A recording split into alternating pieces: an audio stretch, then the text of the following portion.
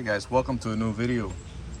This video is me apologizing to any of my viewers that saw the video of the replacement of rear shocks on a Mazda 3. When I replaced the shocks and I was taking it apart and transferring the mount with the protector sleeve and this bump thing,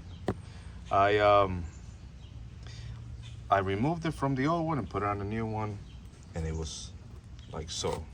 This thing was in here, so I took it out of the old one and I put it in the new one, and then I proceed to put the mount on and explain how you had to put the nut on, but you have to grab onto this piece. Everything was good as far as instructional video goes, but I had a noise before I replaced the strut, and I also had the noise after I replaced the strut. And I proceeded to change, make a video of the sway bar links, which is a common problem on these. They look new, but I was like, well, maybe they're cheap ones and maybe that's the problem. It turns out that the problem was still, even after changing the strut and even after changing the sway bar links, I still had that noise. So I ended up running the car without the sway bar connected to the links, and the noise was still there. So I decided, let me go back, because I almost feel like the noise got a little worse when I replaced the strut. I just thought about that, and I was like, well, I can remove the strut and the car is still gonna ride. It's just gonna be bouncy because the strut controls the spring, right? How the spring does its job.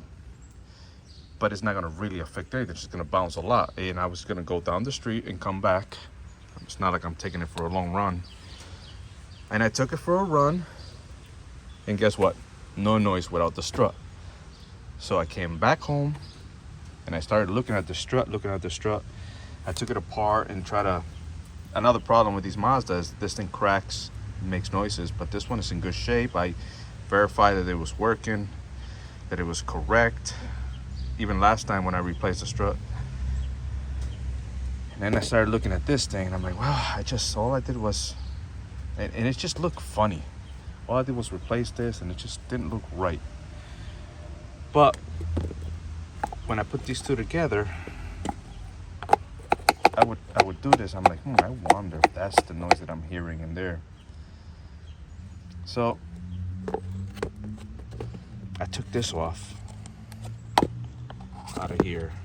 I'm looking at this opening, because if you look at this opening, it has that space right here at the edge. So I grabbed it and I just put this thing on here and put this here. I gotta assemble it first. Hold on.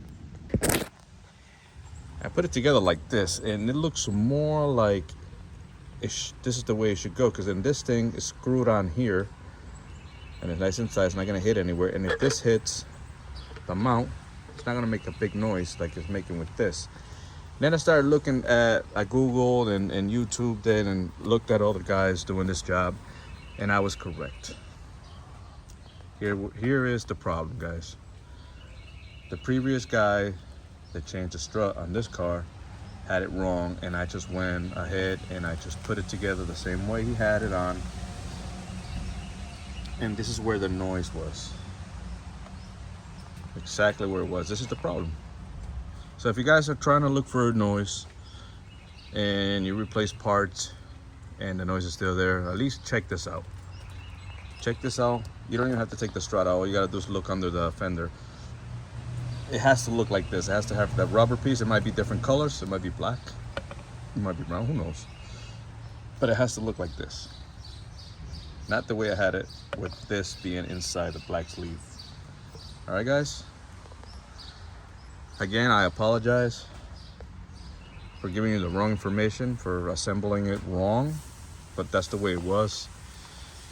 And I just I made the same mistake the other guy did, because I just did the same thing he did, I guess.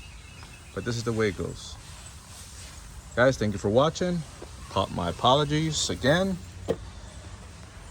catch you in the next video, guys. If you like the video, like, subscribe, it's free. Thank you for watching again.